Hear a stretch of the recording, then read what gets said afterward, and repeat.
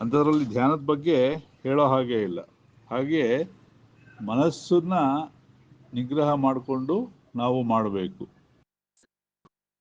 ಆಮೇಲೆ ಮುಂದೆ ಯುಂಜನ್ನೇವಂ ಸದಾ ಆತ್ಮಾನಂ ಯೋಗಿ ನಿಯತಮಾನಸಃ ಶಾಂತಿಂ ನಿರ್ವಾಣ ಪರಮಾಂ ಮತ್ಸಂಸ್ಥಾಂ ಅಧಿಗಚ್ಚತಿ. ಇಲ್ಲೇನು ಹೇಳ್ತಾರೆ? ನಿಯತಮಾನಸನಾಗಿ ಈ ಯುಂಜನ್ ಏವಂ ಸದಾ ಆತ್ಮಾನಂ ಯೋಗಿ ನಿಯತಮಾನಸಃ, ಮನಸ್ಸನ್ನ ಹಿಡಿತದಲ್ಲಿ ಇಟ್ಕೊಂಡು ಸಮಾಧಾನವಾಗಿ ಮನಸ್ಸನ್ನ ಹಿಡ್ಕೊಂಡು, ಯುಂಜನ್ ಅಂದರೆ ಸೇರಿಸ್ಕೊಂಡು ಆ ಮನಸ್ಸು ಮತ್ತು ಬ್ರಹ್ಮದಲ್ಲೇ ಲೀನವಾಗಿನ ಮಾಡಿಕೊಂಡು ಯಾರು ಆತ್ಮಧ್ಯಾನವನ್ನು ಮಾಡ್ತಿರ್ತಾನೋ ಅವನು ಶಾಂತಿಂ ನಿರ್ವಾಣ ಪರಮಾಂ, ಶಾಂತಿಯನ್ನು ಹೊಂದಿ ನಿರ್ವಾಣ ಪರಮಾಂ, ಪರಮವಾಗಿರ್ತಕ್ಕಂತಹ ನಿರ್ವಾಣವನ್ನು, ಅಂದರೆ ನಿರ್ವಾಣ ಅಂದರೆ ಆವರಣ ಇಲ್ಲಿರ್ತಕ್ಕಂಥದ್ದು, ಮತ್ಸಂಸ್ಥಾಂ ಅಧಿಗಚ್ಚತಿ ಅಂದರೆ ಆ ಪರಮಾತ್ಮನನ್ನ ಪಡ್ಕೊಳ್ತಾನೆ ಅಂತ ಹೇಳಿ ಹೇಳ್ತಾ ಇದ್ದಾರೆ. ನಮಗೇನಾಗಿದೆ, ಶಾಂತಿ ಅನ್ನೋದು ಇದೆ, ಆದರೆ ನಾವು ಈ ಒಂದು ಮಾಯೆಗೆ ಒಳಪಟ್ಟು ನಮಗೆ ಶಾಂತಿ ಇಲ್ಲ ಅಂತ ಅಂದ್ಕೊಂಡು ಎಲ್ಲೆಲ್ಲೋ ಹುಡ್ಕೋದಕ್ಕೆ ಹೋಗ್ತೀವಿ.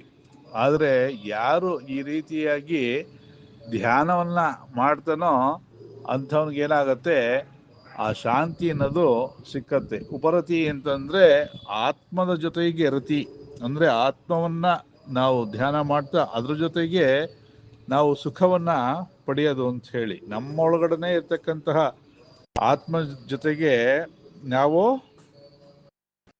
ರತಿಯನ್ನು ಮಾಡೋದು, ಅಂದರೆ ಅದನ್ನು ಪ್ರೀತಿ ಮಾಡೋದು ಅಂತ ಹೇಳಿ ಹೇಳ್ತಾ ಇದ್ದಾರೆ.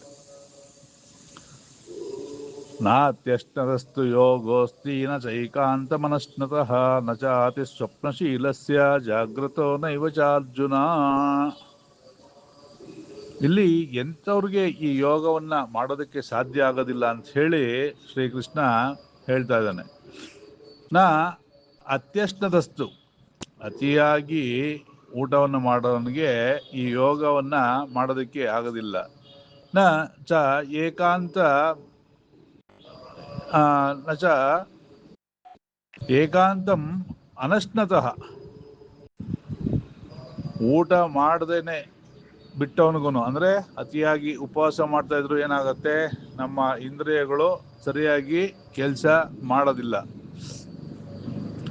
ಅಥವಾ ಅತಿಯಾಗಿ ನಾವು ಊಟ ಮಾಡಿದ್ರೂ ನಾವು ಕೆಲಸವನ್ನು ಮಾಡೋಕ್ಕಾಗಲ್ಲ ಅಲ್ವಾ? ಯಾಕೆ? ಅತಿಯಾಗಿ ತಿನ್ಬಿಟ್ರೆ ನಿದ್ದೆ ಬರುತ್ತೆ, ಊಟನೇ ಮಾಡದೇ ಇದ್ರೆ ನಮ್ಮ ದೇಹ ಇಂದ್ರಿಯಗಳು ಸರಿಯಾಗಿ ಕೆಲಸ ಮಾಡೋದಕ್ಕೆ ಆಗೋದಿಲ್ಲ. ಹಾಗಾಗಿ ಈ ಅನ್ನ ಅಂತಕ್ಕಂಥನ್ನ ಪ್ರಮಾಣದಲ್ಲಿ ಊಟ ಮಾಡಬೇಕು ಅಂತ ಹೇಳಿ ಹೇಳ್ತಾ ಇದ್ದಾರೆ. ಊಟವನ್ನು ಹೇಗೆ ಮಾಡಬೇಕು ಅಂತಂದರೆ, ಅರ್ಧ ನಮ್ಮ ಹೊಟ್ಟೆ, ನಮ್ಮ ಕೆಪಾಸಿಟಿ, ಒಬ್ಬೊಬ್ಬರು ನಂತರದಲ್ಲಿ ಊಟ ಮಾಡ್ತಾರೆ ಅಂತ ಅಂದರೆ, ದೇಹ ಒಬ್ಬೊಬ್ರದ್ದು ನಂತರ ಐತೆ ಅಂದರೆ, ನಮಗೆ ಒಂದು 100 ಗ್ರಾಮ್ ಅಷ್ಟು ತಿನ್ನೋದಕ್ಕೆ ಕೆಪಾಸಿಟಿ ಐತೆ ಅಂತಂದರೆ, ಎಕ್ಸಾಂಪಲ್ಗೆ 50 ಗ್ರಾಮ್ ಅನ್ನವನ್ನು ತಿನ್ನಬೇಕು, ಇನ್ನು ಉಳಿದಿದ್ದ 25 ಗ್ರಾಮ್ ಅಷ್ಟು ನೀರು ಕುಡಿಬೇಕು, ಇನ್ನು 25 ಖಾಲಿ ಬಿಡಬೇಕು ಅಂತ ಹೇಳಿ ಇದು ಪ್ರಮಾಣ ಇದೆ, ಶಾಸ್ತ್ರದಲ್ಲಿ ಪ್ರಮಾಣ ಇದೆ. ಅರ್ಧ ಊಟ, ಕಾಲು ಭಾಗ ನೀರು, ಇನ್ನು ಕಾಲು ಭಾಗ ಖಾಲಿ ಇರಬೇಕು. ಯಾಕೆ? ತಿಂದಂಥ ಆಹಾರ ಪಚನ ಆಗೋಕ್ಕೆ ಜಾಗ ಬೇಕಲ್ಲ, ಓಡಾಡಬೇಕಲ್ಲ, ಅದು ಹಾಗೆ ಮಾಡಿದಾಗ ಅದು ಸಮ ಪ್ರಮಾಣ ಅಂತ ಹೇಳಿ ಶಾಸ್ತ್ರದಲ್ಲಿ ಹೇಳ್ತಾರೆ. ಆಮೇಲೆ ನಚ ಅತಿಸ್ವಪ್ನಶೀಲಸ್ಯ, ಯಾರು ತುಂಬ ನಿದ್ದೆ ಮಾಡ್ತಾ ಇರ್ತಾನೆ ಅದಕ್ಕೆ ತಾಮಸಾವಸ್ಥೆ ಅಂತ ಹೇಳ್ತಾರೆ. ಯಾರು ತಾಮಸಿಯಾಗಿರ್ತಾನೋ ಅವನು ಯೋಗ ಮಾಡೋದಕ್ಕೆ ಆಗೋದಿಲ್ಲ.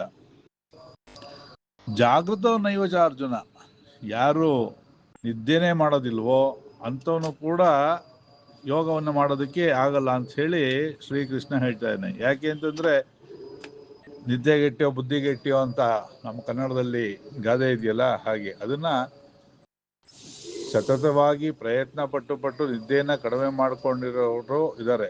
ಉದಾಹರಣೆ ನರೇಂದ್ರ ಮೋದಿ ಅವರು ದಿನಕ್ಕೆ ಬರೀ 3 ಗಂಟೆ 4 ಗಂಟೆ ನಿದ್ದೆ ಮಾಡ್ತಾರೆ, ಬಾಕಿ ಟೈಮ್ ಎಲ್ಲ ಕೆಲಸ ಮಾಡ್ತಿರ್ತಾರೆ ಅಂತ ಹೇಳ್ತಾರೆ. ಅದೇ ರೀತಿಯಾಗಿ ನಮ್ಮ ಶೃಂಗೇರಿ ಸಂಸ್ಥಾನದ ಪೀಠಾಧಿಪತಿಗಳಾಗಿದ್ದಂತಹ 32ನೇ ಪೀಠಾಧಿಪತಿಗಳಾಗಿದ್ದಂತಹ ವೃದ್ಧ ನರಸಿಂಹ ಭಾರತಿ ಮಹಾಸ್ವಾಮಿಗಳು ಅವರು ಒಂದು ದಿನಕ್ಕೆ 2 ಗಂಟೆ ನಿದ್ದೆ ಮಾಡ್ತಿರಂತೆ, ಬಾಕಿ ಎಲ್ಲ ದೈವ ಧ್ಯಾನದಲ್ಲಿ ನರಸಿಂಹಸ್ವಾಮಿಯ ಮಹಾಭಕ್ತರಾಗಿದ್ರು ಅಂತ ಹೇಳಿ ಕೇಳ್ಪಟ್ಟೆ. ಹಾಗೆ ಅವರೆಲ್ಲ ಸತತವಾದಂತಹ ಪ್ರಯತ್ನ ಪಟ್ಟು ಆ ಲೆವೆಲ್ಗೆ ಹೋಗಿರ್ತಾರೆ. ನಾವು ಸಾಮಾನ್ಯ ಜನ 8 ಅವರ್ ನಿದ್ದೆ ಮಾಡಬೇಕು ಒಂದು ದಿನಕ್ಕೆ ಅಂತ, ಅದಕ್ಕಿಂತ ಹೆಚ್ಚಿಗೆನೂ ಮಾಡಬಾರ್ದು ಅಥವಾ ಕಡಿಮೆನೂ ಮಾಡಬಾರ್ದು ಅಂತ, ಆರೋಗ್ಯದ ಮೇಲೆ ಪರಿಣಾಮ ಬೀರುತ್ತೆ ಅಂತ ಹೇಳಿ ಹೇಳ್ತಾರೆ. ಹಾಗೆ ಅತಿ ಸರ್ವತ್ರ ವರ್ಜಯೇತ್, ಅತಿಯಾಗಿ ತಿನ್ನೋದಾಗ್ಲಿ, ಅತಿಯಾಗಿ ಉಪವಾಸ ಮಾಡೋದಾಗ್ಲಿ, ಅತಿಯಾಗಿ ಯಾವುದನ್ನು ಮಾಡಬಾರ್ದು ಅಂಥೇಳಿ ಶಾಸ್ತ್ರ ಹೇಳುತ್ತೆ. ಇಲ್ಲಿ ವಿಶೇಷವಾಗಿ ಯೋಗ ಬಗ್ಗೆ ಹೇಳ್ತಾ ಇರೋ ಆತ್ಮ ಸಂಯಮ ಯೋಗ, ಧ್ಯಾನವನ್ನು ಮಾಡ್ಬೇಕಾದ್ರೆ ಏನೇನು ನಿಯಮ ಪಾಲಿಸಬೇಕು ಅಂತ ಹೇಳಬೇಕಾದ್ರೆ ಇದೆಲ್ಲ ಹೇಳ್ತಾರೆ. ಅತಿಯಾಗಿ ತಿನ್ನಬಾರ್ದು, ಅತಿಯಾಗಿ ಉಪವಾಸ ಮಾಡಬಾರ್ದು, ಅತಿಯಾಗಿ ನಿದ್ದೆನೂ ಮಾಡಬಾರ್ದು, ಅತಿಯಾಗಿ ನಿದ್ದೆನೂ ಕೆಡಬಾರ್ದು ಅಂಥೇಳಿ ಹೇಳ್ತಾ ಇದ್ದಾರೆ. ಇಷ್ಟೆಲ್ಲ ಆದಮೇಲೆ ಏನು, ನಾವು ಮುಖ್ಯವಾಗಿ ಮನುಷ್ಯನಿಗೆ ಆಹಾರ, ನಿದ್ರೆ, ನೀರು ಇವೆಲ್ಲ ಬೇಕು ಅಂತ ಅದ್ರ ಬಗ್ಗೆ ಹೇಳಿದ್ರು ಅಲ್ವಾ. ಆಹಾರ ಕೂಡ ಹೇಗಿರಬೇಕು ಅಂಥೇಳಿ ಹೇಳ್ತಾ ಇದೆ. ಯುಕ್ತ ಆಹಾರ ವಿಹಾರಸ್ಯ ಯುಕ್ತ ಚೇಷ್ಟಸ್ಯ ಕರ್ಮಸು ಯುಕ್ತ ಸ್ವಪ್ನಾವಬೋಧಸ್ಯ ಯೋಗೋ ಭವತಿ ದುಃಖ ಅಂದ್ರು. ಯುಕ್ತವಾದ ಆಹಾರವನ್ನು ತಿನ್ನಬೇಕು. ಏನು ಯುಕ್ತವಾದ ಆಹಾರ ಅಂತಂದರೆ, ನಮಗೆ ಈ ಕಡೆ ಮೈಸೂರು, ಬೆಂಗಳೂರು ಈ ಕಡೆ ಪ್ರಾಂತ್ಯದವ್ರಿಗೆಲ್ಲ ಏನು ಅಂತಂದರೆ, ನಮಗೆ ಇಲ್ಲಿ ಜನರಲ್ ಆಗಿ ಅನ್ನ ಅಥವಾ ರಾಗಿ ಮುದ್ದೆ ಇಂಥದ್ದು ನಮಗೆ ಇಲ್ಲಿ ಆಹಾರ. ನಾವು ಈ ಒಂದು ವಾತಾವರಣಕ್ಕೆ ಈ ಆಹಾರ ಸೆಟ್ ಆಗಿದೆ ಅಥವಾ ನಮಗೆ ಅಭ್ಯಾಸ ಆಗಿದೆ. ಈ ಉತ್ತರ ಕರ್ನಾಟಕ ಕಡೆ ಎಲ್ಲ ಹೋದ್ರೆ ಅವ್ರಿಗೆಲ್ಲ ಜೋಳದ ರೊಟ್ಟಿ ತಿಂದ್ರೇ ಅವ್ರಿಗೆ ಆಹಾರ ಸರಿ ಅನ್ಸೋದು. ಬೇರೆ ಯಾವ್ದು ತಿಂದ್ರೂ ಅಷ್ಟು ಸಮಾಧಾನ ಅಂತ ಅನ್ಸೋದಿಲ್ಲ. ಯಾಕೆಂದರೆ ಅಲ್ಲಿ ವೆದರ್ಗೆ, ಆ ಹೀಟ್ ವೆದರ್ಗೆ ಅವರು ಅದು ಡೈಜೆಷನ್ನು ಆಗುತ್ತೆ, ಅವರು ಸರಿ ಹೋಗುತ್ತೆ. ಆದರೆ ಇಲ್ಲಿರೋರಿಗೆ ಎಷ್ಟೋ ಜನಕ್ಕೆ ಜೋಳದ ರೊಟ್ಟಿ ತಿಂದ್ಬಿಟ್ರೆ ಆಗೋದಿಲ್ಲ, ಅದು ವ್ಯತ್ಯಾಸ ಆಗ್ಬಿಡುತ್ತೆ ಆರೋಗ್ಯ.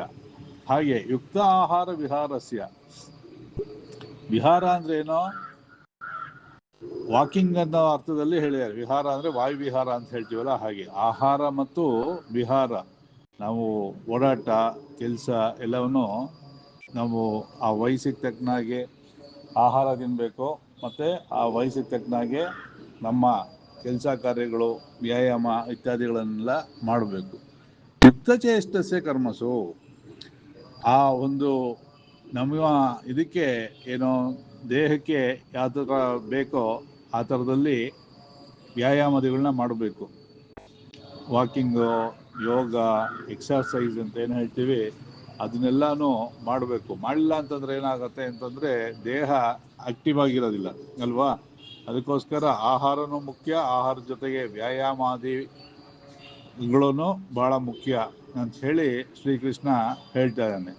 ಯುಕ್ತ ಸ್ವಪ್ನ ಅವಬೋಧಸ್ಯ ಯೋಗೋ ಭವತಿ ದುಃಖ, ಯುಕ್ತವಾದಂತಹ ಸ್ವಪ್ನವನ್ನು ಕಾಣಬೇಕು. ಸ್ವಪ್ನ ಅಂತಂದರೆ ನಿದ್ದೆ ಮುಖ್ಯವಾಗಿ, ಅಥವಾ ಆ ಕನಸು ಅಂತಕ್ಕಂಥದ್ದು ಏನು ಅಂತಂದರೆ, ನಾವು ಮನಸ್ಸಿನಲ್ಲಿ ಏನೇನೋ ಯೋಚನೆ ಮಾಡ್ತೀವೋ, ಕನಸು ಅಂತಂದರೆ ಅದಕ್ಕೆ ಸೈಕ್ರೆಟಿಸ್ಟ್ ಮನಃಶಾಸ್ತ್ರಜ್ಞರು ಹೇಳ್ತಾರೆ, ಯಾವುದು ನಮಗೆ ಯಾವುದೋ ಒಂದು ಬಯಕೆನೋ ಉಂಟಾಗತ್ತೆ, ಮನಸ್ಸಿನಲ್ಲಿ ಬಯಕೆ ಉಂಟಾಗತ್ತೆ, ಅದು ಕಾರ್ಯದಲ್ಲಿ ಅಂದರೆ ನಮಗೆ ಪ್ರಾಕ್ಟಿಕಲ್ ಆಗಿ ಅದನ್ನು ಪಡ್ಕೊಳ್ಳೋಕ್ಕಾಗಲಿಲ್ಲ ಅಂತಂದರೆ ಸುಪ್ತ ಮನಸ್ಸು ಅಂತ ಒಂದಿದೆ ನಮಗೆ, ಬಹಿರ್ಮನಸ್ಸು ಸುಪ್ತ ಮನಸ್ಸು ಅಂತ.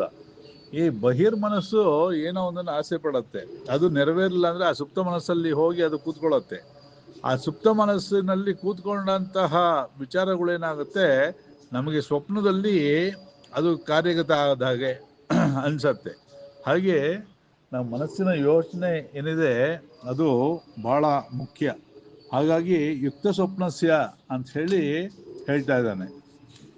ಯಾರು ಈ ರೀತಿಯಾಗಿ ಸ್ವಪ್ನವನ್ನು ಕಾಣ್ತಾನೋ ಇದೆಲ್ಲ ಏನಾಗುತ್ತೆ, ಯೋಗೋಭೂತಿ ದುಃಖ. ಏಕೆಂದ್ರೆ ನಮಗೆ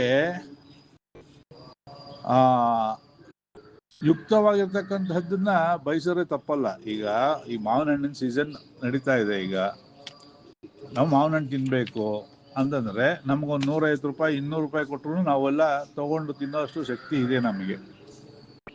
ಒಂದು ಮ್ಯಾಗಝೀನ್ ಅಲ್ಲಿ ಓದಿದ್ದೆ, ಯಾವುದು ಜಪಾನ್ ತಳಿ ಅಂತೆ, ಅದು ಕೆಜಿನೇ 2 ಲಕ್ಷ 3 ಲಕ್ಷ ಇದೆಯಂತೆ. ನಾವು ತಗೊಳಕ್ಕಾಗತ್ತಾ? 1 ಕೆಜಿಗೆ ಅಷ್ಟೊಂದು ಕೊಟ್ಟು ನಾವು ತಿಂತೀವ? ಎಷ್ಟೋ ಜನ 150 200 ಇದ್ದಾಗಲೇ ತಿನ್ನೋದಿಲ್ಲ, ಆ ಥರ ಜನಗಳು ಇದ್ದಾರೆ. ನಾವು ಯಾವುದು ನಮ್ಮ ಶಕ್ತಿ ಇರುತ್ತೆ ಅದನ್ನ ಸುಖವನ್ನ ಉಪಭೋಗಿಸ್ಬೇಕು, ಉಪಭುಂಜಿಸ್ಬೇಕು. ದುಡ್ಡು ಇರೋದೇನೆ ಒಂದು ನಾವು ಉಪಭೋಗಿಸೋದಕ್ಕೆ, ಒಂದು ದಾನ ಕೊಡೋದಕ್ಕೆ. ಎರಡೂ ಮಾಡಲ ಅಂದ್ರೆ ಅದು ನಾಶ ಆಗತ್ತೆ ಅಂತ ಹೇಳಿ ಶಾಸ್ತ್ರವೇ ಹೇಳುತ್ತೆ. ಹಾಗಾಗಿ ನಾವು ನಮ್ಮ ಇತಿಮಿತಿಯಲ್ಲಿ ಇರ್ತಕ್ಕಂಥದ್ದನ್ನ ನಾವು ಏನ್ ಮಾಡಬೇಕು, ಉಪಭೋಗಿಸ್ಬೇಕು. ಮತ್ತೆ ನಮಗೆ ದಕ್ಕುವಂಥದ್ದು, ನಮ್ಮ ಕೈಗೆ ಸಿಕ್ಕಂತಹ ಒಂದು ಆಸೆಯನ್ನ ಪಡಬೇಕು, ಅದನ್ನ ಸುಖವನ್ನು ಅನುಭವಿಸ್ಬೇಕು, ತಪ್ಪಿಲ್ಲ ಅದು. ಆ ಥರ ನಮ್ಮ ಪರಿಮಿತಿಗೆ ಮೀರಿದಂಥದ್ದು ನಾವು ಆಸೆ ಪಟ್ರೆ ಅದೇನಾಗತ್ತೆ, ದುಃಖಕ್ಕೆ ಕಾರಣ ಆಗತ್ತೆ ಅಂತ ಹೇಳ್ತಾ ಇದ್ದಾನೆ. ಮುಂದೆ, ಯದಾ ವಿನಿಯತಂ ಚಿತ್ತಮಾತ್ಮನ್ ಏವಾವತಿಷ್ಠತೆ ನಿಸ್ಪೃಹ ಸರ್ವಕಾಮೇಭ್ಯೋ ಯುಕ್ತ ಇತ್ಯುಚ್ಯತೆ ತದಾ. ಯಾವಾಗ ನಮಗೆ ನಿಯತವಾದಂತಹ ಅಂದರೆ ಸಂಯಮದಿಂದ ಕೂಡಿರ್ತಕ್ಕಂತಹ ಚಿತ್ತ ಏನಾಗತ್ತೆ ಇದ್ದಾಗ, ಬಾಹ್ಯ ಚಿಂತಾಂ ಆತ್ಮನ್ಯೇವ ಕೇವಲ ಅವತಿಷ್ಠತಿ. ಅವಾಗ ಒಂದು ಡಿಸಿಪ್ಲೀನ್ಡ್ ಲೈಫ್ ಸ್ಟೈಲ್ ಅಥವಾ ಮನಸ್ಸು ಒಂದು ನಿಯತವಾಗಿ ಇದ್ರೆ, ಸಂಯಮದಿಂದ ಇದ್ರೆ ಏಕಾಗ್ರತೆಯನ್ನ ಪಡ್ಕೊಳ್ಳೋದಕ್ಕೆ ಸುಲಭ ಆಗತ್ತೆ. ಮನಸ್ಸು ತುಂಬಾ ಚಂಚಲವಾಗಿತ್ತು ಅಂತಂದ್ರೆ ಅದನ್ನ ತಡೆ ಹಿಡಿಯೋದೇ ಕಷ್ಟ ಆಗ್ಬಿಡುತ್ತೆ. ಹಾಗಾಗಿ ನಮ್ಮ ಮನಸ್ಸನ್ನ ನಾವು ಹಿಡಿತದಲ್ಲಿ ಇಟ್ಕೊಳ್ಬೇಕಾಗತ್ತೆ. ಇಟ್ಕೊಂಡಾಗ ಏನಾಗುತ್ತೆ, ನಿಸ್ಪೃಹ ಸರ್ವಕ ಆಮೇಭ್ಯೋ ಯುಕ್ತ ಇತ್ಯುಚ್ಯತೆ ತದಾ. ಅಂತವನಿಗೇನಾಗುತ್ತೆ, ನಿಸ್ಪೃಹ ಅಂದ್ರೆ ಎಲ್ಲ ಕಾಮನೆಗಳಿಂದನೂ ಬಿಟ್ಟಿರ್ತಕ್ಕಂಥವನು ನಿಸ್ಪೃಹ. ಕಾಮನೆಗಳನ್ನ ಬಿಟ್ಟಾಗ ಮಾತ್ರ ನಾವು ಯೋಗವನ್ನ ಅಥವಾ ಈ ಮನಸ್ಸು ಅಥವಾ ಆತ್ಮದರ್ಶನವನ್ನ ಮಾಡ್ಕೊಳ್ಳೋದಕ್ಕೆ ಆಗತ್ತೆ. ಬಿಡೋದು ಅಂದ್ರೆ ಏನು, ಪೂರ್ತಿ ಬಿಟ್ಬಿಡೋದು ಅನ್ನತ್ತ ಏನಲ್ಲ. ಯಾವುದು ಒಂದು ನಮ್ಮ ಪರಿಮಿತಿಲಿ ಇದೆಯೋ ಅದನ್ನ ಉಪಭೋಗಿಸ್ಬೇಕು. ಯಾಕೆಂದ್ರೆ ECG ಕೂಡ ಅದು ಅಪ್ ಅಂಡ್ ಡೌನ್ ಇರಬೇಕು. ಗೆರೆಗಳು ಸ್ಟ್ರೈಟ್ ಲೈನ್ ಆಗ್ಬಿಟ್ರೆ ಮನುಷ್ಯನ ಇಲ್ಲ ಅಂತ ಹೇಳಿ ಅಲ್ವಾ? ಹಾಗೆ ಅಪ್ ಅಂಡ್ ಡೌನ್ ಆಗೋದು ಕೂಡ ಅದಕ್ಕೊಂದು ಲಿಮಿಟ್ ಅಲ್ಲಿ ಇರುತ್ತೆ. ಅಷ್ಟರೊಳಗಡೆ ಅದು ಓಡಾಡ್ತಾ ಇದೆ ಅಂತಂದ್ರೆ ಆ ಮನುಷ್ಯ ನಾರ್ಮಲ್ ಆಗಿದ್ದಾನೆ ಅಂತ ಹೇಳಿ. ಅದು ಹೇಳ್ತಾರಲ್ಲ, ಆರೋ ದೀಪ ಜೋರ ಉರಿತಾ ಇದೆ ಅಂತ, ಆ ಗೆರೆ ತುಂಬಾ ಮೇಲೆ ತುಂಬಾ ಕೆಳಗೆ ಬರ್ತಾ ಇದೆ, ಎಂಡಿಂಗ್ ಸ್ಟೇಜ್ ಬಂದಿದೆ ಇದು ಅಂತಾನೆ. ಹಾಗಾಗಿ ನಾವು ಸಾಧನೆಯನ್ನ ಮಾಡಬೇಕು ಅಂತಂದ್ರೆ ಆ ಒಂದು ನಮಗೆ ಸಿಕ್ಕಬಹುದಾದಂತಹ ವಿಚಾರಗಳಲ್ಲಿ ಆಸೆಯನ್ನ ಹೊಂದಿ ಅದನ್ನ ಪಡ್ಕೊಂಡು ಆ ಸುಖವನ್ನು ಅನುಭವಿಸಿ ನಿಧಾನಕ್ಕೆ ಎಲ್ಲವನ್ನು ಬಿಡ್ತಾ ಬರಬೇಕು.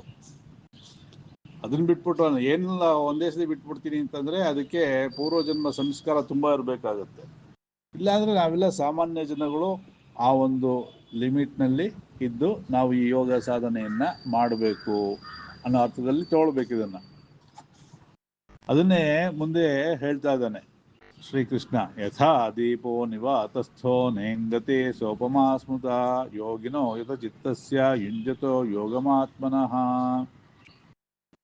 ನಿವಾತ ಸ್ಥಾನ ಅಂದ್ರೆ ಗಾಳಿ ಇಲ್ದೇ ಇರೋದು. ಗಾಳಿ ಇಲ್ಲ ಅಂತಂದ್ರೆ ವ್ಯಾಕ್ಯೂಮ್ ಅಂತಲ್ಲ, ಹೆಚ್ಚು ಗಾಳಿ ಇಲ್ಲದೆ ನಾರ್ಮಲ್ ಆಗಿ ಗಾಳಿ ಬೀಸ್ತಾ ಇರ್ಬೇಕು. ಯಾಕಂದ್ರೆ ಗಾಳಿ ನಿಲ್ಲದ್ರೆ ಉಸಿರಾಡಕ್ಕೆ ಹೋಗಲ್ಲ, ದೀಪನೂ ಉರಿಯೋದಿಲ್ಲ. ಯಾಕೆಂದ್ರೆ ಒಂದು ಬೆಂಕಿ ಉರಿಬೇಕಾದ್ರೆ ಅದಕ್ಕೆ ಒಂದು ಇಂಧನ ಇರಬೇಕು, ಬೆಂಕಿ ಇರಬೇಕು, ಮತ್ತೆ ಆಕ್ಸಿಜನ್ ಗಾಳಿ ಇರಬೇಕು ಅಲ್ವಾ?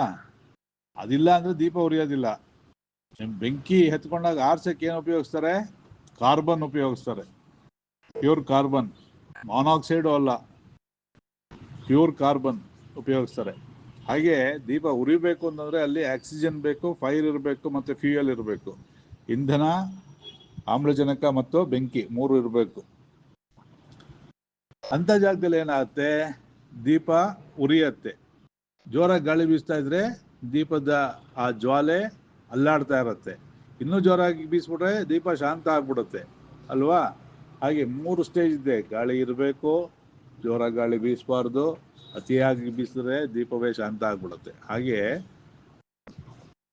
ಒಂದು ಲಿಮಿಟ್ ಅಲ್ಲಿ ಗಾಳಿ ಬೀಸ್ತಾ ಇದ್ದಾಗ ದೀಪ ನೇರವಾಗಿ ಉರಿತಾ ಇರುತ್ತೆ. ಅದೇ ರೀತಿಯಲ್ಲಿ ಯೋಗಿನೋ ಯತಚಿತ್ತಸ್ಯ, ಹಾಗೆ ಯೋಗಿಯಾಗಿರ್ತಕ್ಕಂಥವನು ಆ ಚಿತ್ತವನ್ನ ಹಿಡಿತದಲ್ಲಿ ಇಟ್ಕೊಂಡು ಅವನು ಯೋಗಮಾತ್ಮನಃ ಇಂಜತೋ ಯೋಗಮಾತ್ಮನಃ, ಆ ಯೋಗವನ್ನ ಮಾಡ್ಕೊಳ್ತಾನೆ, ಯೋಗವನ್ನ ಸಾಧನೆ ಮಾಡೋದಕ್ಕೆ ಸಾಧ್ಯ ಆಗತ್ತೆ ಅಂತ ಹೇಳಿ ಹೇಳ್ತಾ ಇದ್ದಾನೆ. ಈ ಮನಸ್ಸು ಅಂತಕ್ಕಂಥದ್ದು ಹೇಗಿರ್ಬೇಕು ಅನ್ನೋದಕ್ಕೆ ಈ ದೀಪದ ಒಂದು ಉಪಮಾನವನ್ನ ಕೊಟ್ಟಿದ್ದಾರೆ. ಅಂದ್ರೆ ಅತಿಯಾದ ಆಸೆ ಇದ್ರೂ ಕಷ್ಟ, ಆಸೆನೇ ಇಲ್ಲದೆ ಇದ್ರೂ ಕಷ್ಟ, ಮತ್ತೆ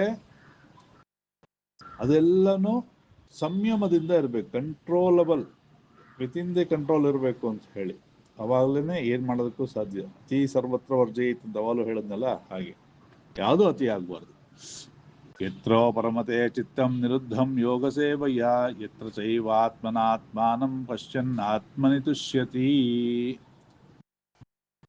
ಈ ಯೋಗವನ್ನ ಮಾಡ್ತಾ, ಯೋಗ ಸೇವೆಯ, ಯೋಗ ಸೇವೆ ಅಂದ್ರೇನೋ ಅದನ್ನ ಅಭ್ಯಾಸವನ್ನ ಮಾಡ್ತಾ ಮಾಡ್ತಾ ಏನಾಗತ್ತೆ, ಯತ್ರೋ ಪರಮತೆ ಚಿತ್ತಂ, ಆ ಒಂದು ಚಿತ್ತ ಏನಾಗತ್ತೆ ನಮ್ಮ ನಿಯಂತ್ರಣಕ್ಕೆ ಬಂದಾಗ, ಯತ್ರ ಚೈವ ಆತ್ಮಾನಂ ಪಶ್ಯನ್ ಆತ್ಮನಿ ತುಷ್ಯತಿ, ಆತ್ಮನಿಂದ ಆತ್ಮವನ್ನು ಕಂಡುಕೊಂಡು. ಅಂದ್ರೆ ಆತ್ಮನಿಂದ ಆತ್ಮನ್ ಕಂಡುಕೊಳ್ಳೋದು ಅಂದ್ರೆ ಏನೋ, ಚೇತನ ಆತ್ಮಕ್ಕೆ ಇನ್ನೊಂದು ಹೆಸರು ಚೇತನ ಅಥವಾ ಚೈತನ್ಯ ಅಂತ ಹೇಳ್ತೇವೆ. ಆ ಚೈತನ್ಯ ಅಂತಕ್ಕಂಥದ್ದು ನಮ್ಮಲ್ಲಿ ಇರೋದ್ರಿಂದನೇ ನಾವು ಉಸಿರಾಡ್ತಾ ಇದ್ದೀವಿ, ಮಾತಾಡ್ತಾ ಇದ್ದೀವಿ, ಓಡಾಡ್ತಿದ್ದೀವಿ, ಎಲ್ಲ ಕೆಲಸಗಳು ಮಾಡ್ತಾ ಇದ್ದೀವಿ. ಆದರೆ ಆ ಚೈತನ್ಯ, ಒಳಗಡೆ ಇರ್ತಕ್ಕಂತಹ ಚೈತನ್ಯವನ್ನ ನೋಡಬೇಕು ಅಂತಂದ್ರೆ ನಾವು ಏನ್ ಮಾಡಬೇಕು, ಮನಸ್ಸನ್ನ ಹೊರಗಡೆ ತಿರುಗ್ತಾ ಇರೋ ಮನಸ್ಸನ್ನ ಒಳಗಡೆ ಎಳ್ಕೊಂಡು ಅದನ್ನ ದರ್ಶನ, ಆತ್ಮ ದರ್ಶನ ಅಂತ ಹೇಳುತ್ತೆ ಶಾಸ್ತ್ರ, ಮಾಡಬೇಕು ಅಂತ ಹೇಳಿ. ಆತ್ಮ ದರ್ಶನ ಅಂತಂದ್ರೆ ಈಗ ನಮ್ಮ ದೇಹದಲ್ಲಿ ಎಲ್ಲ ಪಾರ್ಟ್ಸ್ ಇದೆ ಅಂತ ನಮಗೆ ಗೊತ್ತು ಅಲ್ವಾ? ಚಿತ್ರದಲ್ಲಿ ನೋಡಿರ್ತೀವಿ, ಅಥವಾ ಓದ್ಬೇಕಾದ್ರೆ ವಿಚಾರಗಳನ್ನ ಹೇಳಿರ್ತಾರೆ, ಅಥವಾ ಎಕ್ಸ್ರೇ ಇನ್ನೊಂದು ಮತ್ತೊಂದು ಮಾಡಿದಾಗ ನಾವು ನೋಡಿರ್ತೀವಿ. ಆದ್ರೆ ನಾವು ನಮ್ಮ ಹೃದಯ ನಾವು ನೋಡ್ಕೊಂಡಿದೀವ, ನಮ್ಮ ಕಿಡ್ನಿ ನಾವು ನೋಡ್ಕೊಂಡಿದೀವ, ಒಳಗಡೆ ಇರತಕ್ಕಂಥ ಪಾರ್ಟ್ಸ್ ನಾವು ನೋಡ್ಕೊಂಡಿದೀವ? ಸಾಧ್ಯ ಇಲ್ಲ. ಇದೆ ಅಂತ ಗೊತ್ತು, ಅದ್ರ ಬಗ್ಗೆ ಸ್ವಲ್ಪ ಫಂಕ್ಷನ್ಸ್ ನಮಗ್ ಗೊತ್ತು. ಆದ್ರೆ ಈ ಆತ್ಮನ ಚೈತನ್ಯ ಅಂತಕ್ಕಂಥದ್ದು ಇರೋದನ್ನ ದರ್ಶನ ಮಾಡಬಹುದು, ಅಂದ್ರೆ ನೋಡ್ಬೋದು ಅಂತ ಹೇಳಿ ಹೇಳ್ತಾರೆ. ಆ ಸಾಧನೆಯನ್ನ ಮಾಡಬೇಕು ಅಂತಂದ್ರೆ ಈ ಯೋಗವನ್ನ ಮಾಡ್ತಾ ಮಾಡ್ತಾ ಮಾಡ್ತಾ ಮಾಡ್ತಾ ಆ ಆತ್ಮ ದರ್ಶನವನ್ನ ಮಾಡಬಹುದು ಅಂತ ಹೇಳ್ತಾರೆ. ಅದು ಅನುಭವೈಕ್ಯ ಗಮ್ಯಂ ಅಂತ ಹೇಳ್ತಾರೆ. ಅದು ಅನುಭವಕ್ಕೆ ಬರಬೇಕು ಅಂತ ಹೇಳಿ ಹೇಳ್ತಾರೆ. ಯಾವಾಗ ಆತ್ಮದರ್ಶನ ಆಗುತ್ತೋ ಅವನು ಸಂತುಷ್ಟನಾಗ್ತಾನೆ ಅಂತ ಹೇಳಿ ಹೇಳ್ತಾರೆ. ಸುಗಮಾತ್ಯಂತಿಕಂ ಯತ್ತದ್ ಬುದ್ಧಿಗ್ರಾಹ್ಯಮತೀಂದ್ರಿಯಂ ವೇತಿ ಯತ್ರ ನ ಚೈವಾಯಂ ಚಿತಶ್ಚಲತಿ ತತ್ವತಃ. ಈ ಮನಸ್ಸು ಇದೆಯಲ್ಲ, ಅದು ಈ ಇಂದ್ರಿಯ ಇದೆಯಲ್ಲ, ಬಾಹ್ಯೇಂದ್ರಿಯಗಳು, 5 ಪಂಚೇಂದ್ರಿಯ ಜ್ಞಾನೇಂದ್ರಿಯಗಳಿಗಿಂತ ಸೂಕ್ಷ್ಮವಾದದ್ದು ಮನಸ್ಸು. ಆ ಮನಸ್ಸಿಗಿಂತ ಸೂಕ್ಷ್ಮವಾದದ್ದು ಬುದ್ಧಿ, ಅದಕ್ಕಿಂತ ಸೂಕ್ಷ್ಮವಾದ್ದು ಚಿತ್ತ. ಹೀಗೆ ಅದನ್ನ ಸೂಕ್ಷ್ಮತೆಯನ್ನ ಹೇಳ್ತಾರೆ. ಈ ಸೂಕ್ಷ್ಮವಾಗಿರ್ತಕ್ಕಂತಹ ಮನಸ್ಸಿನಿಂದಾಗ್ಲಿ ಅಥವಾ ಬುದ್ಧಿಯಿಂದಾಗ್ಲಿ ನಮಗೆ ಅತೀಂದ್ರಿಯವಾಗಿರ್ತಕ್ಕಂಥದ್ದು ನಮಗೆ ಏನಾಗುತ್ತೆ, ಕಂಡು ಬರೋದಕ್ಕೆ ಸಾಧ್ಯ ಇಲ್ಲ. ಹಾಗಾಗಿ ನಮಗೆ ವೇತ್ತಿ ಯತ್ರ ಚೈವ ಅಯಂ ಸ್ಥಿತಶ್ಚಲತಿ ತತ್ವತಃ, ಅದನ್ನು ತತ್ವತಃ ನಾವು ತಿಳ್ಕೊಳ್ಬೇಕು ಅಂತಂದ್ರೆ ಏನ್ ಮಾಡಬೇಕು, ನಾವು ಸತತವಾದಂತಹ ಯೋಗವನ್ನ ಮಾಡ್ತಾ ಮಾಡ್ತಾ ನಿಯಂತ್ರಣವನ್ನ ಮಾಡಿಕೊಳ್ಬೇಕು ಅಂಥೇಳಿ ಶಾಸ್ತ್ರದಲ್ಲಿ ಹೇಳ್ತಾ ಇದ್ದಾರೆ.